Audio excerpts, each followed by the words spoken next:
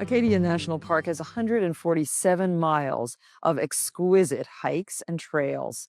And we're at the base of Beehive, one of the more challenging of the trails. And I'm very happy that today Charlie Jacoby is going to give us a primer in hiking and trekking and climbing. The rungs and the ladders await us, and we are now on our way up what's called Beehive. And you'll see why it's called Beehive, because it looks like one.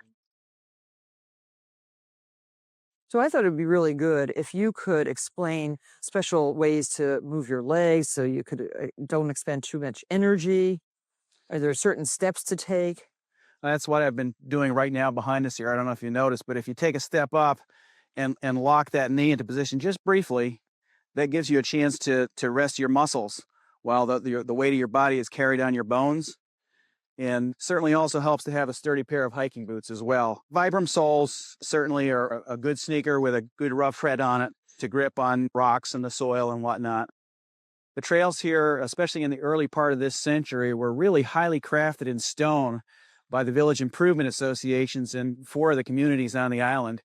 In a sense, they were almost competing with one another to build a more spectacular trail.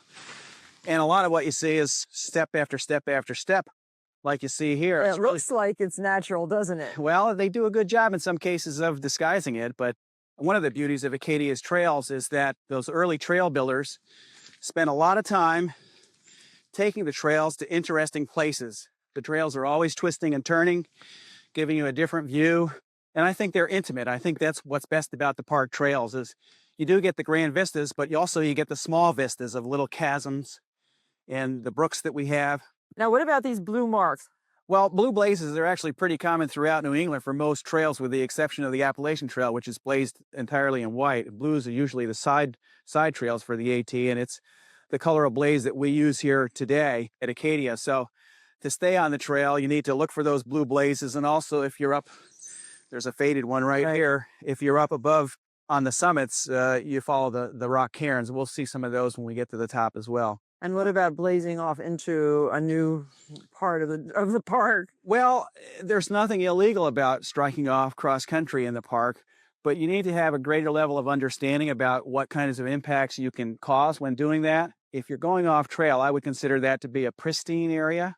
And in pristine areas, anywhere off trail right down here, you want to spread your use and impact so that if you're traveling in a group, for example, the 4 of you or 5 of you would never take the exact same route, because then it's going to look like there might actually be a trail there or a path, and someone else is more likely to follow, and then the next person comes along, and before you know it, you've got a beaten path that's leading off into the willy wags. Now, Charlie, there's an area here that I think is what you're talking about making a new trail.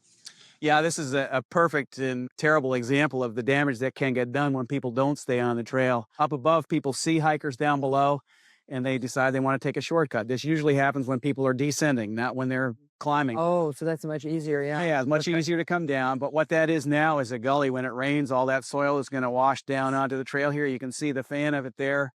Oh, I see some blueberries.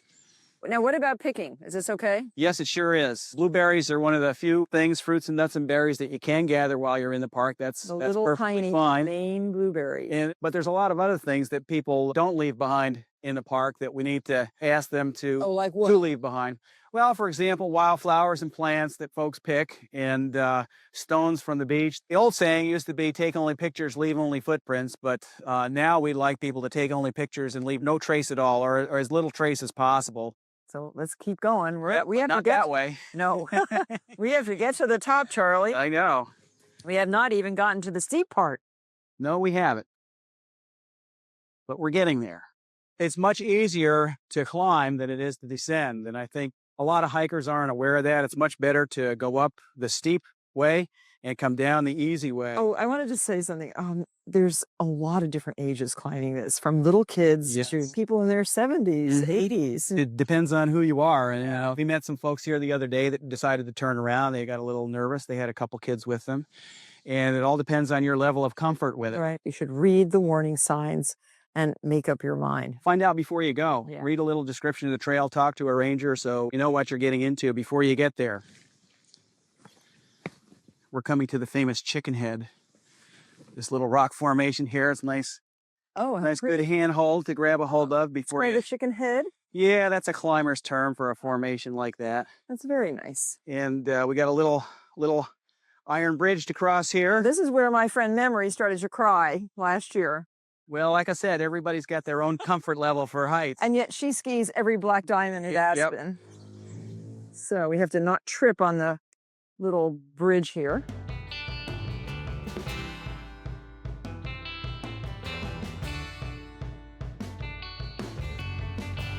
Oh, the view is getting more spectacular. Yeah, we've just turned towards the beach, which you can't see through the fog. You can see the lagoon behind the beach. Yeah, beautiful. Well, we've come to our first set of ironwork on the trail here.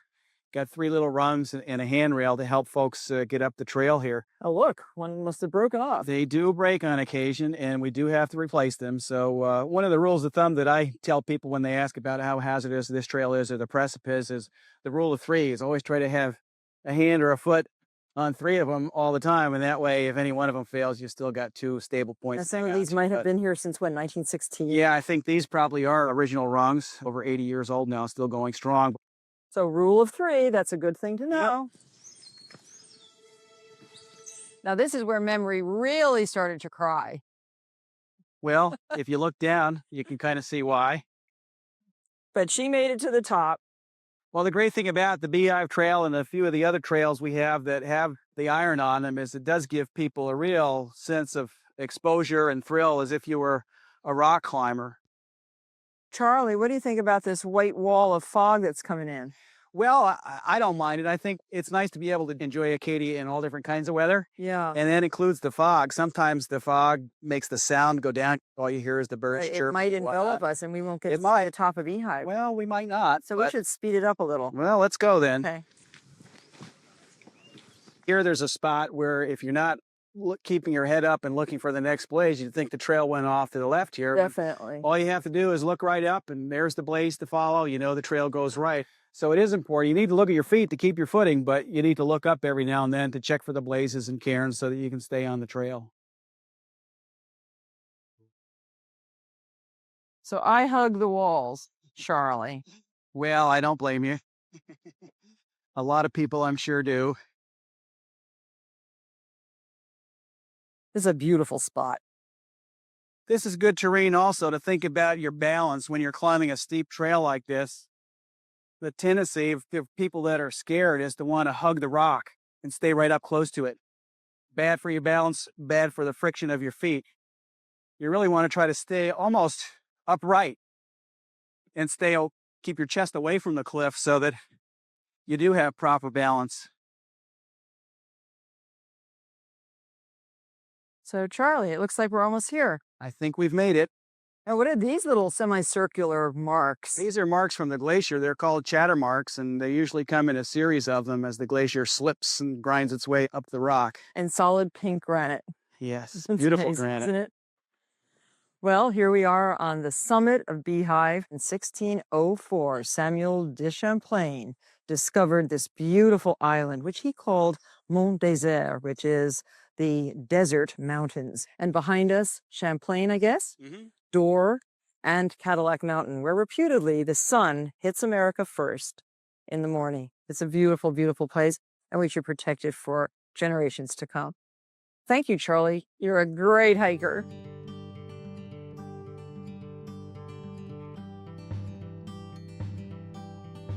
I think it's a very good idea for everyone to get this kind of instruction, or at least have a list or follow some rules before embarking on a trek in Acadia National Park, don't you think? Oh, I couldn't agree more.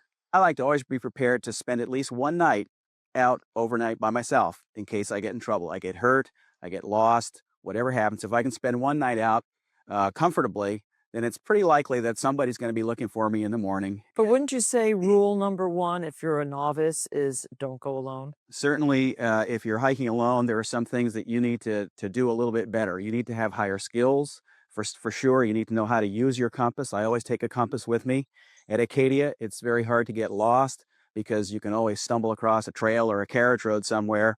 But people do get temporarily disoriented at times, and sometimes that compass will point you in the right direction pretty quickly if you do get lost.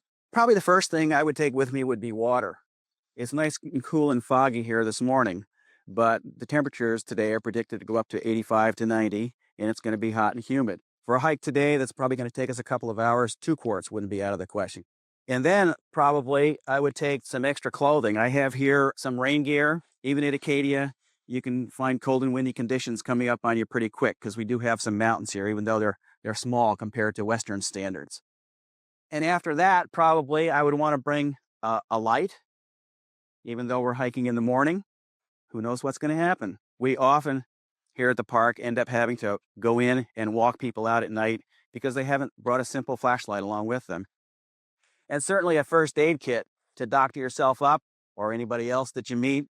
A small one for a short day hike is fine. I think a good thing to carry along would be an ace bandage, because if you do sprain your ankle, the bandage wrapped around your ankle inside your boot will probably give you just enough support to get yourself out. A map. A Yes. map. Yeah. You wouldn't believe how many people go hiking in Acadia Park without a map. You got to know how to read a map too. I know, because these are often at the beginning of the trails, but they are not along the trail. Yeah, I would not use this map at the trailhead exhibit as something to try to memorize in your head Right. and then go off for a hike. Now in Maine, don't leave home without it. Bug juice. Fly dope. That's what I call it. You want to have something that has about 33% of what's called DEET in it. The best stuff ever, though, is not on the market anymore. Pine tar. Yeah, I know old-time that. woodsman is the best Oh, stuff. indeed. I Yeah. soaked on a little kerchief. Oh, boy. I wish they still made that stuff. It's foggy, but sunscreen is not a bad idea to bring along with you as well. Maybe lip balm for really hot conditions. What else we got here? Matches. Another thing not to leave home without. You should know how to build a fire in case you get yourself in trouble. It can keep you warm. I have a trowel. Probably a lot of hikers today don't think to bring a trowel to deal with human waste if they have to go. It's very lightweight. It weighs hardly anything at all. And Yeah. and finally, if you are doing your business in the woods, we recommend that you pack out your toilet paper. It's a very easy thing to do. And the reason to do that is because wildlife will often dig up that site and make a mess. Yeah. Well, good. Well, and a little bit of gorp, I'd see. Yes, you can never bring too much food on a hike. Let's go. Let's pack up.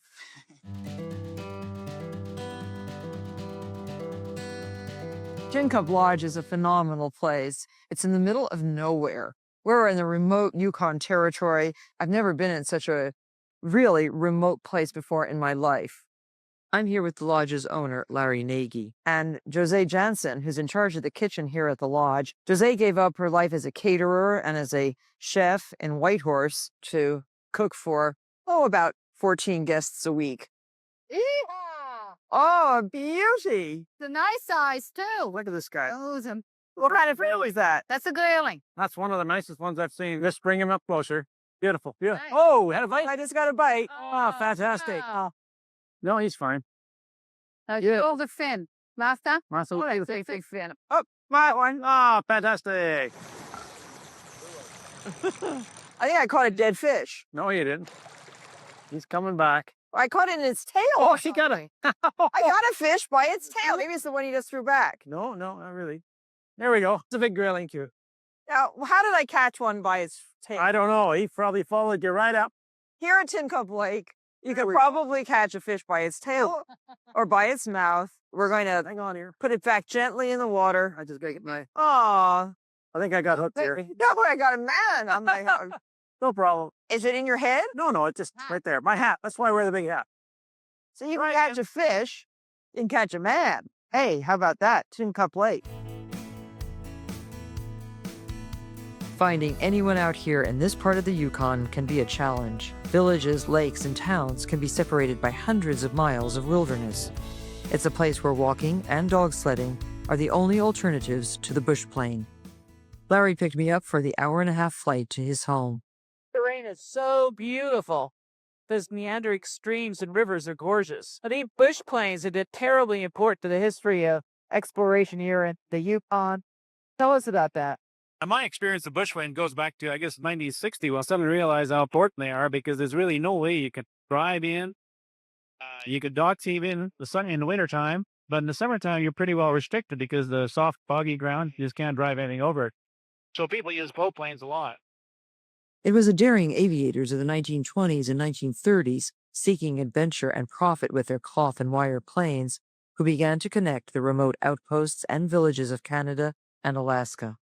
These planes carried passengers, furs, gold, the mail, anyone or anything that would pay the freight. From a collection of pioneering air operations, an international airline was born, descended from a spirited group of flyers that loved this wild and beautiful country. To really appreciate this land, you have to reach out and touch it. Ron Chambers is an experienced guide and worked as a warden with the Canadian Park Service for 20 years. Ron knows this wilderness well. Oh, looking back at that lake, it's so extraordinary at this time of day. We have our handy walking sticks. Now, did you make these? Well, they were made by the beavers have been working on them, and I just rounded the tops off a little bit for the handholds. So And the beavers are not a family that live on Tin Cup Lake. These are animal beavers, right? That's right. Well, I'm looking forward to our walk. Okay. Okay, when you're hiking with a walking stick, Martha, the thing to do sometimes is put the stick on the uphill side, and that gives you a little bit to lean into. Oh, and your natural inclination is to put it down there and fall. That's the part, or else below you, and then you tip over. A good thing from our friend, Ron Chambers. Now, this is a real animal trail, isn't it, Ron? It's mainly made by moose. There is some bear sign that's been along here. But yeah, it's an animal trail, that's for sure. They want to get from one place to the other, the easiest, most comfortable way, and you find a game trail, that's usually the best way to go. So what do you look for on a trail like this, Ron? Well, I look for signs of one thing, I guess priority would be anything to do with bears traveling around. You just have to be aware. Tin Cup Lake is surrounded by unspoiled wilderness. The Yukon backcountry is teeming with wildlife. In fact, there are so few people here, the animals live much the same as they have for thousands of years. Ron's native ancestors made their home here, living off the land and reading nature's moods. This knowledge of the wilderness was so important that native tribes often named themselves after animals or animal traits. Ron's clan name, Ashia, means caribou tail hanging down, for a very good reason. When you're a hunter and you're living off the land and you see a caribou with the tail down, that means they're relaxed and calm. That's the way you want to see them. If the tail is up and running, then it's usually they're gone. Considering how far north we are, I'm amazed at the variety of plant life to be seen on the trail. Mosses, flowers, and mushrooms are very abundant. Oh, these are beautiful. Now, do we know if they're edible or not? My first assumption is if I don't see where animals have been eating them, I certainly won't eat them. Well, I think I'll take a picture and look them up in my mushroom book. That would be a handy thing to do. There's so many of them too. Yeah, it looks just absolutely primeval. Oh, let's go. Okay. See how far we get. After my wilderness hike, it was back to the lodge for Jose's campfire treat. I'm getting the pan ready for Bannock bread. This is beer Bannock bread, and Jose Jansen is going to show us how she makes it. And so you have 2 cups of flour or 3? 3 cups. 3 cups of Self-rising flour. self-rising flour. Little bit of salt, teaspoon. 4 tablespoons of sugar. 4 tablespoons of sugar. Right on. Give it a stir. Okay. Have a sip of beer. Mmm. This is the most fun, is the sip of beer. Right, and you have to have one too. Okay, I'll have one. And then we'll add the rest. Mm. Excellent. So the beer is kind of yeasty too. That's right. And flavorful.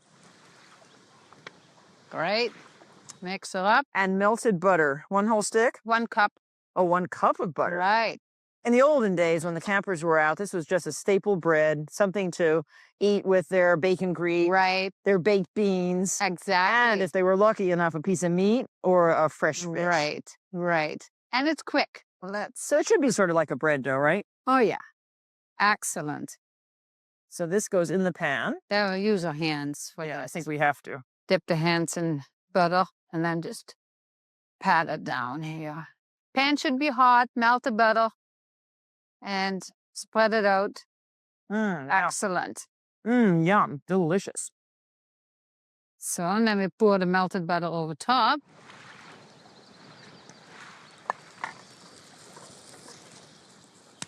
And then do we cover it or? No, we just start singing our campfire songs while we wait. Give The it Bannock heat. bread to brown. That's right. There we go. Oh, looks so good. It's so simple, huh? Just 10 minutes and then flip it over and then the bottom. Nice and puffy.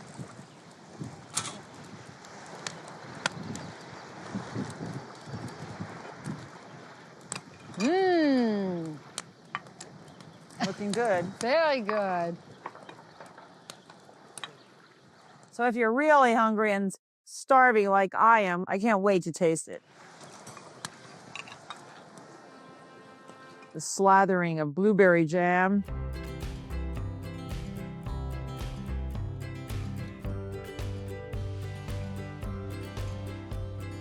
Campfire bread at its best. Bannock beer bread. Jose style. It's good, huh? Mm-hmm. Excellent. I'm on the Mendenhall Glacier in Alaska, outside of Juneau, and I'm here with Doug Wesnicky and Sean Janes are going to show me ice trekking and ice climbing, along with Bob Engelbrecht of North Star Trekking. We're dressed for the trek. You got a pair of Koflax double plastic boots, and then strapped to that are your crampons. They look like bear's paws. 10-point crampons. 10 points? And how many points do you have? I've got 14. Yeah, see, 14. You have to always check on this kind of stuff. The guides always have a little bit more. Then you have a climbing harness right here, and attached to your harness. And this is quite complicated. Your legs are in little loops and you're feeling quite secure in this harness. And I have my, what do you call this? Ice axe. Ice axe. It's an excellent tool. And carrying it on a regular basis, you carry it with your thumb underneath and a point to the back. Now, Bob, are you to show me, or Doug, or? Let's have Sean show you how to go downhill, and then I'll show you how to go uphill. Okay. Going downhills, I heard that you're a skier Of sorts. and I am too. So that means the both of us have bad habits for walking in crampons. When you ski, to slow yourself down or stop yourself, you get up on edge like that. Basically what happens is the crampon points lift up. So you want to point your feet straight downhill. You want to flat foot down. You want to bend at the knees, get that ice axe back behind you. That way, when you do get to a steeper slope, your center of gravity isn't leaning forward. It's all about balance. Okay, so show me how you go down this hill. Okay, so it looks kind of weird, but it's effective. You get your stance nice and wide, about a shoulder width apart, and instead of going with your heel first, flat foot it. You just stomp right down. So take nice short steps. Feels great. Yeah, just like that. No slipping, no sliding. And if you didn't have these crampons on, I guarantee you'd be on your fanny, right? That's correct. Okay, now to get up. We'll have Doug show you how to do those techniques. Okay, gone down, now we got to go up. Right. Okay, so we want to turn around and face up the hill, and I'm going to show you what's called the German technique. And basically, the German technique is to front point and kick your points into the ice. And what's important to remember is that it's not just these front points here that are grabbing, but also your secondary points. Oh, I So see. you don't want to get your heel up too high like this, Okay. because you can fall out of the ice. So you want to kick in, and just imagine that there's a set of steps, and you want to keep your foot level. You want to get your feet a little wider apart and keep your ice axe in front of you, and just kick in and walk up the hill and take some smaller steps to help with your balance. Okay. And just kick in hard to the ice as you go and keep your heels down. Oh, smaller, better. Oh, fast. Okay. As we travel over the different terrain, we'll have to do that from time to time for about 10 feet or so. Okay. And then when we get ready to ice climb, we'll do more of the front points. And again, the same technique, you want to remember to keep your heel down. Okay. Just remember what you're walking on the sides of slopes, not to do what you're doing skiing and get that edge up, because you get your points out of the ice, but just gently roll your foot down so that you get all the points into the ice.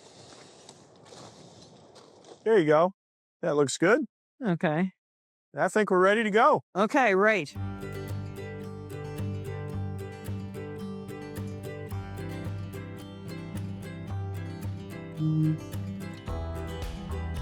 Martha, switch your ice axe to the left hand. Oh, yes? Yeah, you want it on the uphill side. Oh, okay. Anything that goes up from you. Oh, okay. Yeah, and then like right around this corner, then you switch over to the right. Okay.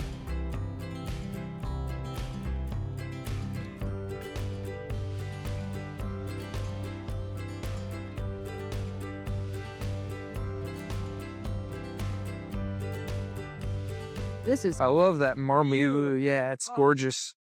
now the water is blue, the ice is blue because why? The ice is blue because it's not so much frozen water, it's snowflakes that have been compressed together. I see. And And it reflects only the blue, the yes, molecular structure? snowflakes have the ice crystals in them, so all the colors in the spectrum are absorbed except for that shorter blue wavelength. Looks pretty vertical. This is, but we showed you those techniques All earlier. right, let's see you do it. Remember to keep your feet flat. Don't go Okay. heel first, and we'll try out some steeper stuff. This is almost straight up and down.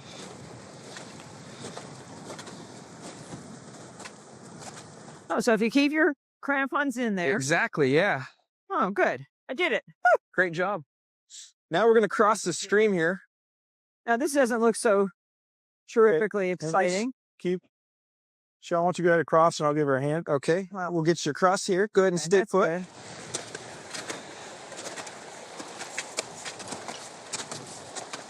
That's perfect. Woo! Get it. Originally made out of birch bark, the canoe is an ancient and beautiful vessel that has evolved over hundreds of years. Streamlined and silent, canoes glide through the water with the simple stroke of a paddle. But there is an art to making the boat dance on the water.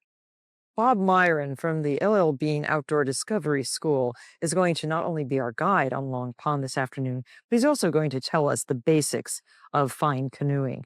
First is the kit, and there's certain things that we must have before we embark on a journey down Long Pond. Absolutely, absolutely. So to start right out, what we like to do is pack up a dry gear bag just in case anything So happens. let's show the dry gear bag first, because that is an important thing to have. This is a bag that does not allow anything to get wet, right? Exactly. Open it right up. And starting out, what we can put is probably what we're going to use last, which is going to be a wool jacket, which will keep us warm even when it's wet. So we'll slide that right down here in the bottom. Oh, I have one of these. I love that. And a fleece vest does the same thing for you. Extra layers for protection against the elements.